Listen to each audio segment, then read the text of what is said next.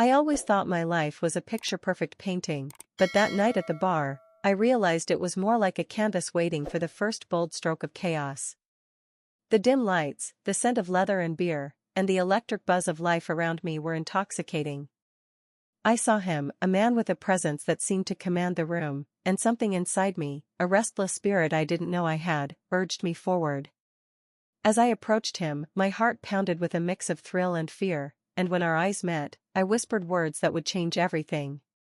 What happened next was a whirlwind of passion and scandal, a moment that would forever alter the course of my life. Would I regret this leap into the unknown? I've always been Sally, the one with the perfect life on paper. Married to Mark for a decade, living in a home that screams suburban bliss.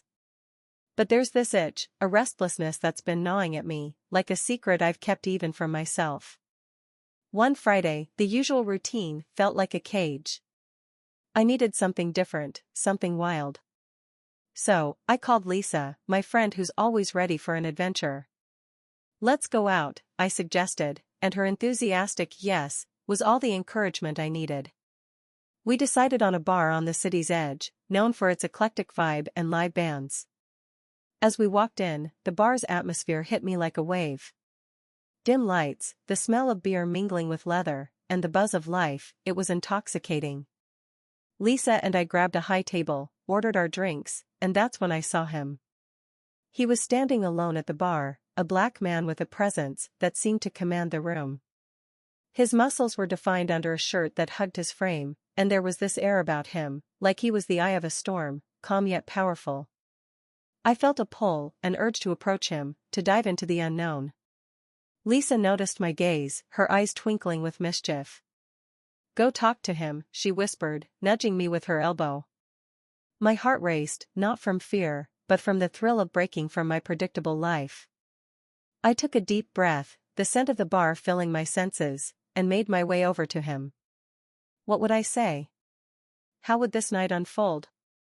The possibilities were endless, and I hesitated, my heart racing with a mix of excitement and fear, but something inside me, perhaps the same restlessness that had driven me here, pushed me forward. I walked over to the man, my steps slow and deliberate. As I reached him, I leaned in close, my lips almost touching his ear, and whispered, "Let's do it right here." He turned to look at me, his eyes dark and intense, a slight smile playing on his lips. He didn't say anything, but his hand found its way to my shoulder, his touch sending a shiver down my spine. The music seemed to fade, the crowd around us blurring into a background hum. His presence was magnetic, pulling me into a moment where only we existed. I felt a rush of adrenaline, the kind that comes from stepping over the edge of what's known into the thrill of the unknown. His gaze held mine, and in that silent exchange, there was an understanding, a mutual acknowledgement of the wildness we both craved. His hand slid from my shoulder, down my arm, leaving a trail of goosebumps. I could feel the heat of his body, the subtle scent of his cologne mixing with the bar's atmosphere. It was intoxicating, this dance of anticipation, where every touch was a promise of what could come next. I leaned in closer, our breaths mingling, the space between us charged with electricity. "What are you thinking?" I whispered, my voice barely above the music, yet it felt like a shout in the silence we had created. His response was to pull me gently, yet firmly, into the shadows of the bar, away from prying eyes. Here, in this secluded corner, the world outside seemed to dare. It kissed my shoulder gently, his lips warm against my skin. The bar, with its patrons, seemed to fade into the background as if we were the only two people in the world. The music, the chatter, all became a distant hum. Then, in a moment that would change everything, Derek's hand slid down my back, pulling me closer. The crowd around us began to notice, their whispers growing louder, their eyes fixed on us.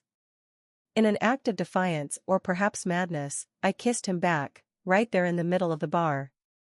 The shock on the faces of the onlookers was palpable. Lisa, from her spot, watched with wide eyes, her expression a mix of disbelief and excitement. The kiss deepened, and what started as a flirtatious encounter turned into something more public, more scandalous. His touch was electric, igniting a fire within me that I hadn't felt in years. The thrill of being watched, of breaking the unspoken rules of my mundane life, was intoxicating. Derek's hands roamed with a boldness that spoke of desire, his fingers tracing lines that made my skin tingle. The whispers turned into murmurs, and the murmurs into a buzz of excitement and disapproval. I could see the bartender, a burly man with tattoos snaking up his arms, pause in his work to watch us, a smirk playing on his lips. A woman near the jukebox, her drink halfway to her lips, stared openly, her eyes wide with a mix of shock and curiosity. I felt the heat of Derek's body against mine, the firmness of his embrace, and the world around us seemed to tilt. The kiss was a statement, a rebellion against the life I had been living, against the expectations and the norms that had kept me in a gilded cage. As we finally pulled apart, breathless, the reality of what had just transpired hit me. The bar was no longer just a backdrop, it was a stage where we had just performed an act that would have consequences. The patrons, once mere shadows in my peripheral vision, now had faces, expressions of judgment, envy, and intrigue. Lisa approached, her voice a mix of concern and thrill. "Sally, what are you doing?" The bar's atmosphere had shifted, the music seemed to underscore our actions, the crowd's reactions ranging from shock to cheers. Derek and I, lost in the moment, didn't stop. The bar staff, unsure how to handle the situation, simply watched, some with amusement, others with disapproval. Lisa, now standing beside us, was recording the scene on her phone, her face a mix of thrill and concern. As the kiss ended, I pulled back, my breath heavy, my mind racing with the implications of what just happened. Derek's eyes met mine, a silent question in them. I nodded, a silent agreement to continue this unexpected journey. The air was thick with tension, the kind that comes when you know you've crossed a line, yet there's no turning back. The crowd's murmurs grew louder, their eyes fixed on us, some with a gleam of excitement, others with a look of disapproval. I could feel their judgment, their curiosity, their envy. It was like we were the main act in a play, and the audience was waiting for the next scene. Lisa's voice broke through the noise, her tone a mix of concern and thrill. "Sally, what are you doing?" she asked, her eyes wide, the phone still recording. I turned to her, my heart pounding. "I'm living, Lisa. For once, I'm really living." My voice was firm, resolute, yet there was a tremor of fear, of the unknown. Derek's hand was still on my waist, his touch grounding me in the reality of the moment. I looked back at him, his expression unreadable, but there was a fire in his eyes, a reflection of the same wildness that had driven me here. The bartender, the one with the tattoos, finally approached, his smirk now replaced with a more serious look. "You two might want to take this somewhere more private," he suggested, his voice low, almost a whisper over the music. I glanced around, the reality of our public display dawning on me. The thrill was still there, but now mixed with a sense of vulnerability. We had made a spectacle, and now, the consequences were looming. With the crowd's encouragement, Derek and I moved to a more secluded corner of the bar, but still very much in view. What followed was an act of passion, raw and unfiltered, right there in the bar.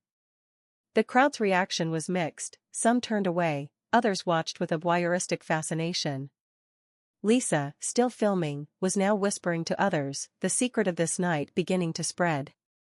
The act was over as quickly as it began, leaving me in a state of shock and exhilaration. Derek, with a gentle touch, whispered, "Thank you," before disappearing into the crowd. I stood there, the reality of what I'd done sinking in. The thrill of the moment had faded, replaced by a whirlwind of emotions. I felt exposed, vulnerable, yet oddly liberated. The bar, once a stage for our spontaneous performance, now felt like a confessional booth, where I was the sinner. My heart pounded, not just from the physical exertion, but from the realization of the line I had crossed. I looked around, the faces of the patrons now a blur of judgment and curiosity. Some were whispering, others were outright staring, their eyes piercing through the dim light. I could feel the weight of their gazes, each one a silent commentary on my actions. Lisa approached, her phone still in hand, her expression a mix of concern and thrill.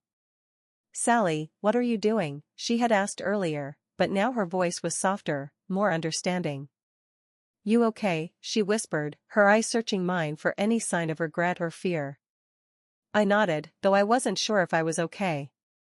My mind was racing, trying to process the implications of what had just happened. I had stepped out of my life, my marriage, my comfort zone, and into something wild, something that felt both exhilarating and terrifying. The bartender, his earlier smirk, now a look of concern, came over. "You might want to take a moment," he suggested, his voice a low rumble over the now muted music. I took a deep breath, the scent of the bar, of leather and beer, grounding me. I glanced at the spot where Derek had vanished. The drive home was silent, the hum of the car's engine the only sound between Lisa and me. I could feel her eyes on me, sensing the turmoil brewing within, but she didn't speak. When I got home, the house was dark, Mark asleep, unaware of the storm in my heart. I slipped into bed beside him, my mind replaying the night's events. The guilt was overwhelming, but so was the thrill of what had happened, the memory of Derek's touch still lingering on my skin. Days turned into weeks, and I never told Mark. Lisa and I agreed to keep it a secret, a pact sealed in the dim lights of that bar. But the weight of it hung over me like a shadow. Every time I looked at Mark, I saw Derek's face, felt his touch. The bar, now a place of infamy, was avoided by us both. But the secret, like a dark cloud, followed me, shaping my every interaction, my every thought. I found myself avoiding Mark's gaze, fearing he might see the truth in my eyes. The intimacy we once shared felt tainted, my mind always drifting back to that night. Lisa and I would meet for coffee, our conversations laced with unspoken tension. We'd talk about everything, but that night, yet it was always there, an elephant in the room, its presence undeniable. The thrill of the encounter had faded, replaced by a gnawing guilt.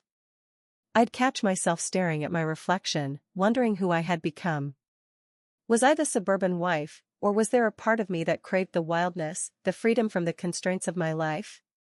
At work, I was distracted, my thoughts often wandering to the bar, to Derek, to the rush of adrenaline that night. My colleagues noticed, asking if everything was all right. I'd smile, nod, and lie, saying I was just tired. But inside, I was anything but tired. I was alive with a secret that felt like a fire burning within me. Mark, bless his heart, remained oblivious. His life continued as normal, his routine unchanged. He'd come home, talk about his day, and I'd listen, my mind. Don't forget to subscribe, like, and comment if you enjoyed this story. This will help us create more engaging stories for you.